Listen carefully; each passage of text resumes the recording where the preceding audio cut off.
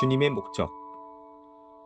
예수께서 즉시 제자들을 재촉하사 건너편 벳세다로 가게 하시고. 마가복음 6장 45절. 우리는 예수 그리스도께서 우리를 강권하실 때 그분께 순종하면 그분이 우리를 대성공으로 인도하실 것이라고 생각하는 경향이 있습니다. 그러나 우리는 결코 성공의 꿈을 우리를 향하신 하나님의 목적이라고 내세우면 안 됩니다. 주님의 목적은 오히려 반대일 수 있습니다. 우리는 하나님께서 우리가 원하는 어떤 특별한 목적을 향해 우리를 인도하고 계신다고 생각합니다. 그러나 그렇지 않습니다. 특별한 목적을 이루게 되는 것은 어쩌다가 그렇게 된 것입니다. 우리가 과정이라고 부르는 것을 하나님께서는 목적이라고 부르십니다. 무엇이 하나님의 목적에 대한 나의 꿈입니까? 그분의 목적은 지금 내가 주님과 주의 능력을 의지하는 것입니다. 만일 요동 속에서 편안하고 당황하지 않을 수 있다면 그것이 하나님의 목적의 성취입니다. 하나님은 어떤 특별한 마무리를 향해 역사하지 않으십니다. 그분의 목적은 과정입니다.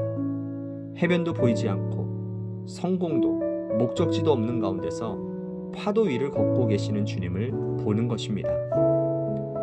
바다 위를 걸으시는 주님을 보기 때문에 완전한 확신 가운데 머무는 것입니다. 하나님을 영화롭게 하는 것은 과정이지 목적이 아닙니다. 하나님의 훈련은 지금 받아야 하는 것이지 나중에 받으려고 하면 안 됩니다. 그분의 목적은 이 순간을 위한 것이지 먼 미래를 위한 것이 아닙니다. 우리는 순종한 이후의 일들에 관해서는 상관할 필요가 없습니다. 우리가 순종한 이후의 일들이 어떻게 될까를 생각하면 그릇되게 됩니다.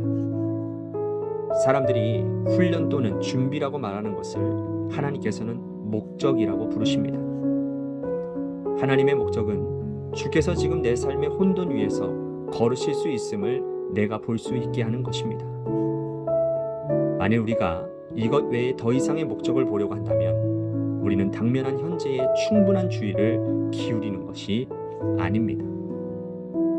우리가 순종이 목적이라는 사실을 깨달을 때 다가오는 각 순간마다 귀하게 여기게 되는 것입니다.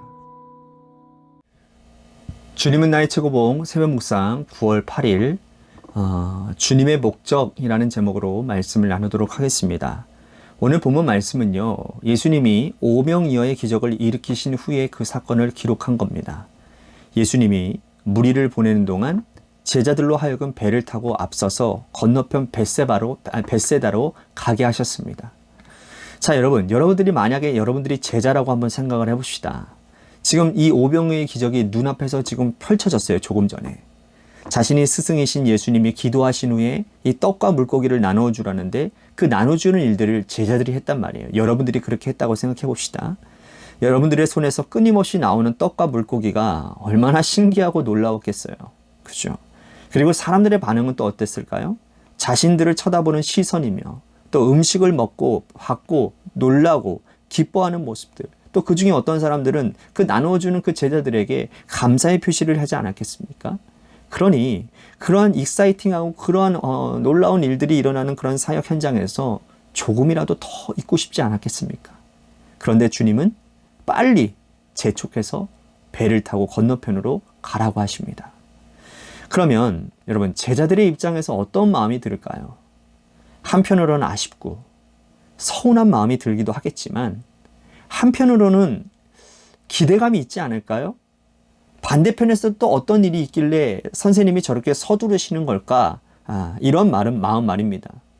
그런데 가는 길에서부터 난관에 봉착하게 되죠. 오늘 말씀 뒤에 48절에 보면 제자들이 힘겹게 노를 젓는 것을 예수님이 보셨다라고 말씀을 합니다. 오늘 본문과 병행 구절인 마태복음 14장 24절에 보면 바람이 거스름으로 인해서 물결로 말미암아 고난을 당했다라고 말씀을 합니다. 그러니 제자들의 입장에서는 얼마나 당황했겠습니까? 여러분, 이런 경우 없으세요? 예수님 말씀 순종하고 믿음으로 잘 살았는데 오히려 문제가 생기고 고난 가운데 처하게 되는 경우 말입니다. 여러분, 우리 안에 그런 기대가 있잖아요. 하나님의 말씀에 순종하면 뭔가 잘 되고 복이 올 것 같은 그런 기대 말입니다. 아니 뭐 잘되기까지는 아니더라도 지금의 이 평안의 삶이 계속 유지되어지는 이러한 기대가 대부분 여러분들 있지 않습니까? 문제없이 그냥 지금처럼 평탄하게만 사는. 채버스는 오늘 묵상을 시작하면서 이런 말을 합니다. 우리는 예수 그리스도께서 우리를 강건하실 때 그분께 순종하면 그분이 우리를 대성공으로 인도하실 것이라고 생각하는 경향이 있다라는 거예요. 그러나 우리는 결코 성공의 꿈을 우리를 향하신 하나님의 목적이라고 내세우면 안 된다라는 겁니다. 그렇죠. 내가 성공하는 것이 하나님의 목적일까요? 여러분들은 어떻게 생각하세요? 내가 인간적으로 세상적으로 말하는 그 성공을 거두고 잘 나간다고 하는 것이 이게 인간적인 성공이 하나님의 목적이겠냐고요. 우리를 향하신 하나님의 목적이 그런 눈에 보이는 성공, 인간적인 성공이라고 생각하십니까? 우리는 뭔가 결과로 주어지는 것을 굉장히 중요하게 생각한다라는 거예요. 과정에 어떻든 간에 좋은 결과만 주어진다면 그것이 선이라고까지 생각하는 경향이 있다라는 것이죠. 그러나 주님의 입장에서는 결과보다 과정이 중요한 거예요. 무슨 말이냐면 우리가 어떤 삶의 과정을 겪어서 그 열매에 도달했느냐라는 것이죠. 그래서 챔버스는 그분의 목적은 지금 내가 주님과 주의 능력을 의지하는 것이라고 말을 합니다. 과정 가운데서 우리가 가져야 될 모습은 주님만 의지하고 주님의 능력만을 의지하는 것, 그것을 주님이 원하신다라는 것이죠. 우리가 주님만 의지하고 주님의 능력만 의지한다면 어떤 삶의 여건에 처한다고 해도 당황하거나 허둥대지 않을 수 있습니다. 오히려 차분하게 기도로 주님께 나아가게 될 수 있는 것이죠. 챔버스가 이런 말을 합니다. 만일 요동 속에서 평안하지 않고 당황하지 않을 수 있다면 그것이 하나님의 목적의 성취라고요. 정말 하나님을 믿고 의지하는 사람이라면 문제 앞에서 당황하지 않고 담담하게 그 문제를 대처할 수 있어야 된다는 말입니다. 그리고 그것이 하나님께서 우리들에게 원하시는 삶의 모습이라는 거예요. 챔버스는 하나님을 영화롭게 하는 것은 과정이지 목적이 아니라고 말을 합니다. 삶의 과정 속에서 우리가 어떤 모습을 보이느냐가 주님이 원하시는 목적이라는 거예요. 자, 다시 오늘 본문으로 돌아가겠습니다.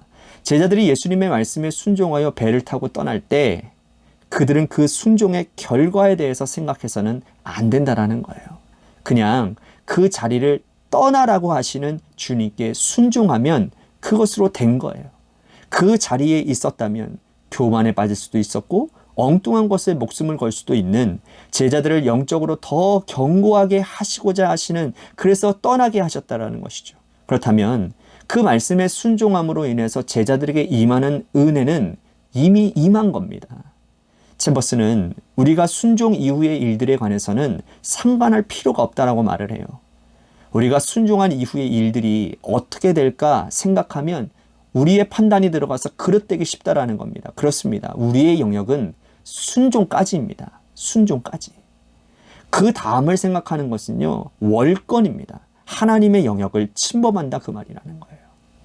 사랑하는 성도 여러분, 우리의 삶의 목적은 순종입니다.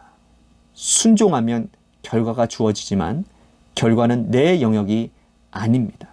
바라기는 어떤 목적을 바라는 순종이 아니라 주님의 말씀이기에 순종하는 그러한 믿음을 갖게 되기를 소망하겠습니다.